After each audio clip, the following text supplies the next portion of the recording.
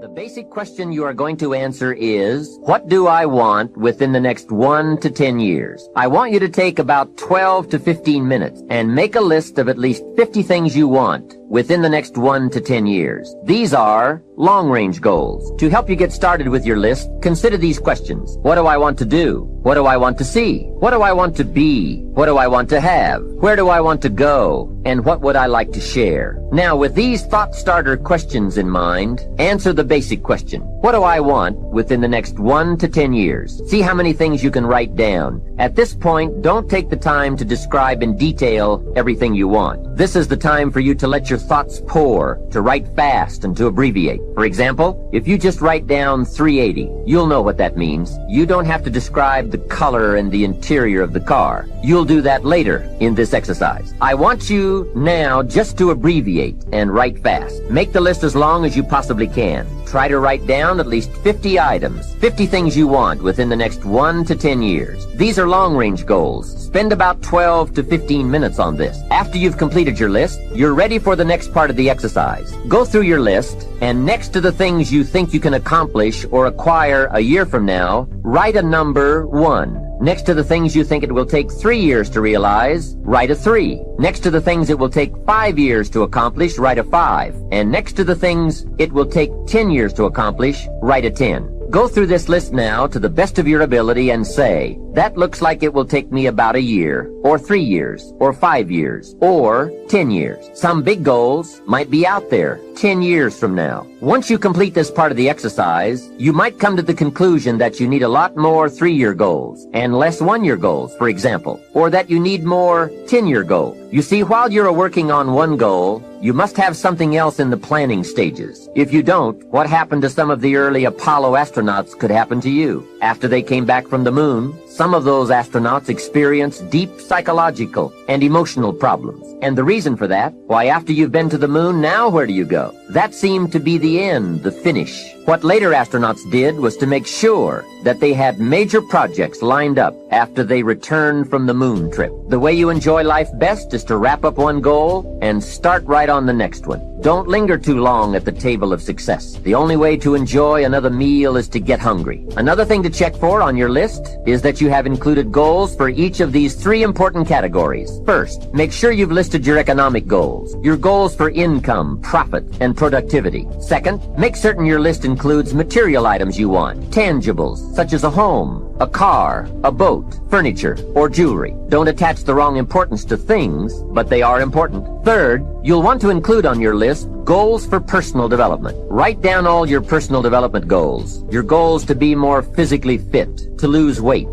to be more decisive, to be a more effective leader, to be a better communicator, to learn another language. One of my good friends is Tom Brady, and I can tell you he's constantly talking about being in an emergency to get better. Rodney Harrison was telling me the story that when he was a rookie for the Patriots, he got to the gym every day, the workout facility first, every single day. And he walks in one day, there's this new rookie, skinny dude, probably going to get cut, backup kind of dude in Michigan, and he walks into the gym, and this guy's in there working out already. And he goes, "Who are you?" The guy goes, "Hi, I'm Tommy." And Rodney goes, "Yeah, I'm the guy who gets here early." Brady goes, "Oh yeah, I'm going to beat you every day." And Rodney Harrison goes, "Yeah, right." So by the way, the team meeting started at 10. This was 6 a.m. They do weights after the meeting. They were the only 2 guys who went to the gym before the meeting, but they were there at 6 a.m. The next day, Rodney gets there at 5:30. Walks in, guess who's already there? Skinny Brady. Harrison's like, "What are you doing?" He goes, "Tommy, I gotta get here every day before you." Next day, 5 a.m., Rodney gets there. Guess who's already there? Brady. The next day, Rodney Harrison, you can tell you the story. Rodney Harrison gets there the next day at 4:30. As he walks in the door, Brady's walking out, throws his towel, he goes, "Have a good workout." I'm getting chills right now. And Rodney goes, "Who is this guy?" And Brady goes, "Listen to me, man. I got a lot of respect for you. Nobody on this team is going to outwork me. Nobody in this team is going to outwork me. You're talking about somebody who is, in my opinion, I'm biased. Our lockers are right by each other at our club. Not only the greatest quarterback of all time, not only the greatest football player of all time, arguably the greatest athlete of all time, who has almost no athletic ability. In fact, his sister was a better athlete. 8 AFC championship games in a row. Every other year he's played football, he's been in the damn Super Bowl. Are you kidding me? Really? Really, dude? Really? Unbelievable. That's because he's outworked everybody. Because he's in a crisis to get better every day. It's not like he'd like to. You think Brady might run the mini days I talked about earlier? You think he does? Yes or no? He does. We talk about it all the time. So, here's what happened to me. Last thing I'm going to tell you. I have this hallucination. It's sort of my overall philosophy about my life, and I want to have it for you. I want to say something to you. Tonight, I promise you something. I'll pray for you. I just pray that you're happier. I pray that you win. I pray that the right deals come your way. I'm prayerful for you. I'm telling you, if you have the right business partner in your life, the greatest architect in the world, great things can happen for you. You deserve to win. You deserve to have great things happen in your life. There was a point in time in your life when you were little where you knew you were going to be somebody. He's just going around getting lined up to be something, and in the back of his mind, he's thinking, there's something else I'm supposed to be doing. There's something else I'm supposed to be doing. There's something else I'm supposed to be doing. Discontentment leads to direction, and out of his discontentment, here comes direction down the road. And Elijah, who just got out the cave, and he's looking for Elisha, and he comes up to him, and he exposes him to something. He comes in there with his old restaurant stuff, and he exposes him to something, and his mantle passes over him, and all of a sudden, Elijah cannot work in the secular arena anymore, even if it means he has to take a cut in pay. Even if it means he has to burn the ox, he has to boil the ox and burn the plow. He has got to go with the man of God. Even if he doesn't become the heir apparent to what his parents wanted him to be, he is called to the man of God. Even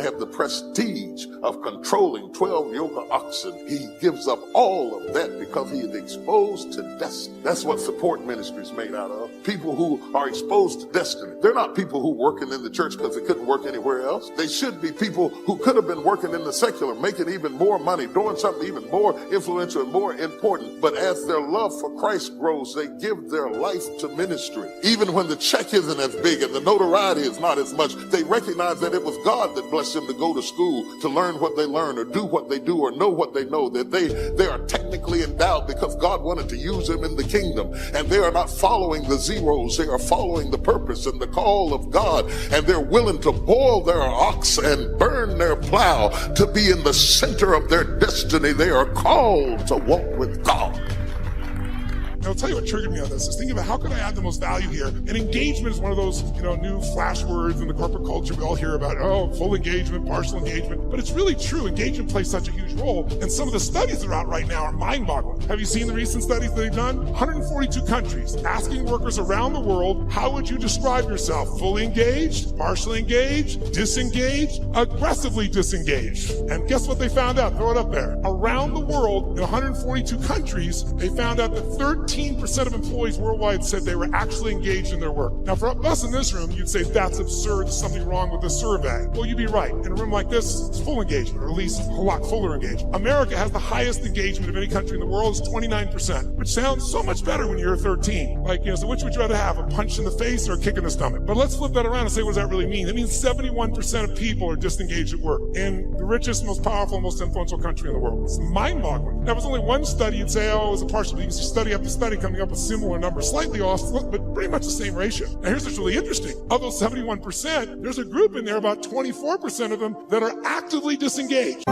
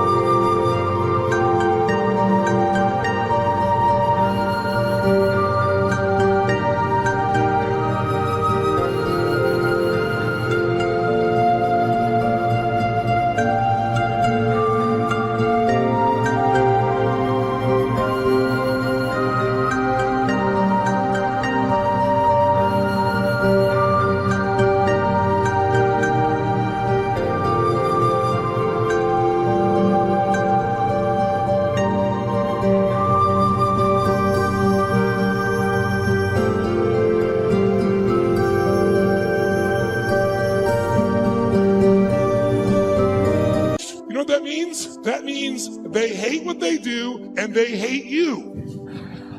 Now, this is pretty important, isn't it? They hate what they do, they hate you, and they will actively work to disempower the organization. Who has ever bumped into one of these humans? Raise your hand. Say I. Okay, so when you bump into these humans, it's not usually a pleasant experience, and we all know they're out there. And by the way, how much damage can they do in a world that's, social media everywhere where good news travels fast and bad news travels faster, and people don't care what the truth is afterwards. It's a cool story. It makes it go. So this is an area that if you're going to change your business, you got to make a difference. So here's what I'm looking at. What makes the difference in people? What makes a difference in an organization? And I would submit to you that it isn't getting a head start. You can find individuals who you give everything to. You can love on them, give them a great education, they get a great economic background, and can spend the rest of their life going in and out of rehab. Who's seen this before, knows what I'm talking about? Say I. On the other hand, you see people that life's kicked in the face, somebody's been abused mentally, emotionally, physically, you name it, and they become the Oprahs of the world. So it's certainly not, advantage does not come because you were given something. And by the way, in business, advantage doesn't come because you have most resources. Companies with most resources don't win. The most resourceful companies win. The most resourceful companies are the ones where employees are the most engaged. And it's statistically proven. You look around and you say, who had the lead?